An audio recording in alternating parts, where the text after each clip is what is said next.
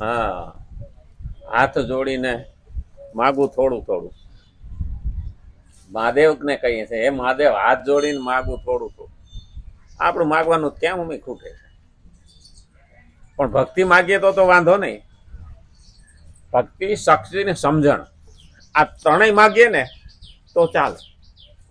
પણ ગેરસમજણ જો આવી ગઈ ને તો ઊંધે પાટે ચડી જાય. પાટા તો બે હોય, જંક્શન હોય ને. આ જીવનનું જંક્શન આવ્યું છે આપણું. હા, રેલવેના જંક્શન કે ને, જ્યાંથી નોખા નોખા ફાટા પડતા હોય. એક મેહાણા જાતી હોય ને એક બહુચરાજી જાતી હોય ને. હા, એક પછી આમ આબુ બાજુ જાતી હોય ને. આવું બધી ગાડીઓ, ટ્રેનો જુદી જુદી જાય. પણ આ જિંદગીની ગાડી છે ભાઈ. હા, હવે એના પાટા બદલાવજો. અને જો ઊંધે પાટા ચડી ગઈ તો ગયા. પછી તો આગળ ખાય છે અને પાછળ કૂવો છે. ભક્તિનો મહિમા બહુ છે. ગાવું,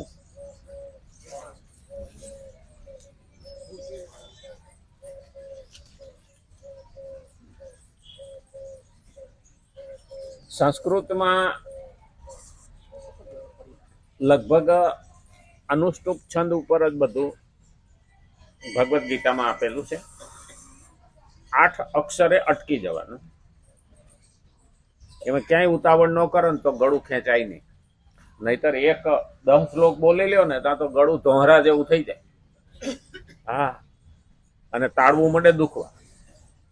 કારણ કે દરેક અનુસ્વરને એ રીતે આપેલા છે. દેવી ભાષા છે. રોજે રોજ આપણે આ બોલીએ છીએ એનું કારણ જ આ છે કે પછી ધીમે ધીમે કંઠસ્થ થઈ જાય. અને કંઠસ્થ થાય એટલે આપણને વાંધો ના આવે. શ્લોક પછી તો આંખો બંધ કરીને બોલી દઈએ. શ્લોકને સમજવાનું આપણે કોશિશ કરીએ છીએ. ધીરે ધીરે ધીરે ધીરે. શ્રીમદ ભગવદ્ ગીતા 3જો અધ્યાય 22મો શ્લોક. મમ સાધર્મ્ય માગતા, મારો ધર્મ શું માગતા. ગીતાના 14મા અધ્યાયનો 2જો શ્લોક જેવી રીતે ભગવાન ત્રિલોકમાં આદર્શ પુરુષ છે. પુરુષ એટલે આત્મા. ત્રિલોકની અંદર આ એક જ એવો આત્મા છે. ગીતાના 3જા અધ્યાયના 23મા શ્લોકમાં પણ આ જ કહેવા માંગે છે. અને 4થા અધ્યાયના 11મા શ્લોકમાં પણ ભગવાન આ જ કે. તેવી જ રીતે સંસારમાં તત્વજ્ઞ પુરુષ પણ આદર્શ છે. જે તત્વજ્ઞાન આપણને આપે છે ને એ પણ આપણા માટે આદર્શ છે. આદર્શનો અર્થ થાય છે એનું અનુકરણ હું કરું, એનું આચરણ જેવું આચરણ હું કરું. તત્વજ્ઞાન, તત્વ એટલે ભગવાન, અને ભગવાનનું જ્ઞાન એટલે તત્વજ્ઞાન. અને એને અંગ્રેજીમાં ફિલોસોફી. હવે ફિલોસોફી સમજવા માટે, તત્વજ્ઞાન સમજવા માટે લોજિકની જરૂર પડે. લોજિક એટલે આપણે ગુજરાતીમાં એને તર્ક જ્ઞાન. તર્ક વિના તત્વજ્ઞાન સમજાતું નથી. એટલે આપણે આ દ્રષ્ટાંત દેવા પડે, શબ્દને ખુલાસો કરવો પડે. એ તર્ક જ્ઞાન છે. હવે તર્ક જ્ઞાનની અંદર વિતર્ક આવે અને કુતર્ક. હવે વિતર્ક આવે એને સમજાવી શકાય, પણ કુતર્કીને સમજાવી શકાય નહીં. હવે તો સીધો જ કે ભગવાન કઈ છે જ નહીં. લો બતાવો હોય. આ પહેલો સિદ્ધાંત. એટલે કુતર્ક હારે ક્યારેય માથાકૂટ કરવી નહીં. હવે ભૂંડ હારે બથ ભરીએ તો આપણા જ કપડા કાદવ વાળા થાય. કારણ કે એ ભૂંડની ભાષામાં આવે છે. એને કાદવ સિવાય ખટપટના ખાબોચિયામાં ખદબદતા લોકોની હારે આપણે પડવાનું ના હોય. હવે ખટપટ એટલે આપણે ત્યાં નિંદા કીધી છે. અને એટલે જ કીધું છે કે આદર્શ છે એ તત્વજ્ઞ પુરુષ પણ આપણા માટે આદર્શ છે.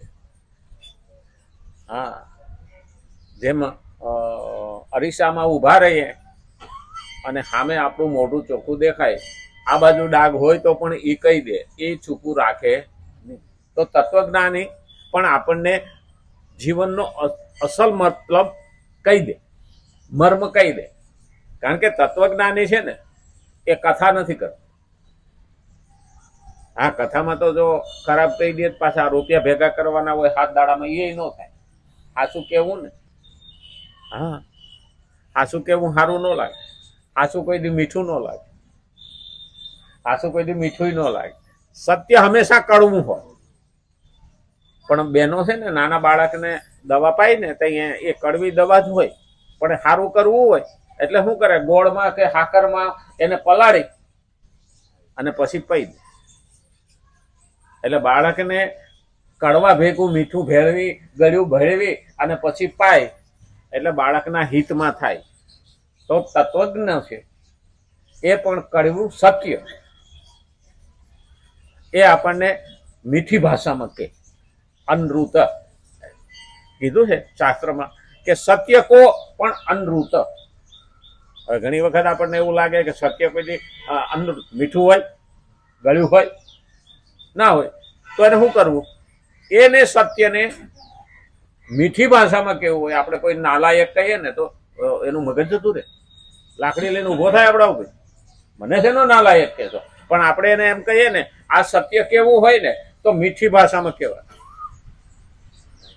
તમે એને લાયક નથી, તમે એને લાયક નથી. એ નાલાયક જ થયો પણ મીઠી ભાષા થઈ ગઈ ને. હંમેશા ભગવાન આપણને આ જ ભાષા કહે છે. હકીકતમાં આપણે જો ઘેરે જઈને મનન કરીએ ને તો ખબર પડે ભગવાને બહુ જબરો શોટ મારી દીધો.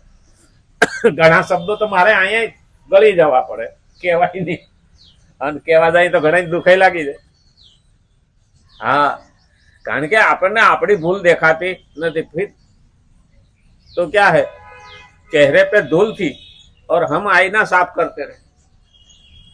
મોઢા ઉપર ધૂળ હોય અને આપણે અરીસો ગમે એટલો લુયા કરીએ તો એ ચોખ્ખું થવાનું નથી. અને એટલે કીધું હતું વર્ત એવ ચ કર્મણી. અહીં એવ પદથી ભગવાનનું તાત્પર્ય એ છે કે હું ઉત્સાહ તેમજ તત્પરતાથી આળસ રહિત થઈને સાવધાની પૂર્વક સાંગોપાંગ રીતે કર્તવ્ય અને કર્મ કરું. હવે અહીંયા અમુક શબ્દો એવા કીધા છે ભગવાને કે એવ પદથી ભગવાનનું તાત્પર્ય એ છે કે હું ઉત્સાહ, કોઈ પણ કાર્ય ભગવાનનું કરીએ, ભક્તિ કરીએ તો ઉત્સાહથી કરું. હા, મરતા પડતા ઝઘડતા આકળતા કરાય નહીં, ઉત્સાહથી કરવું.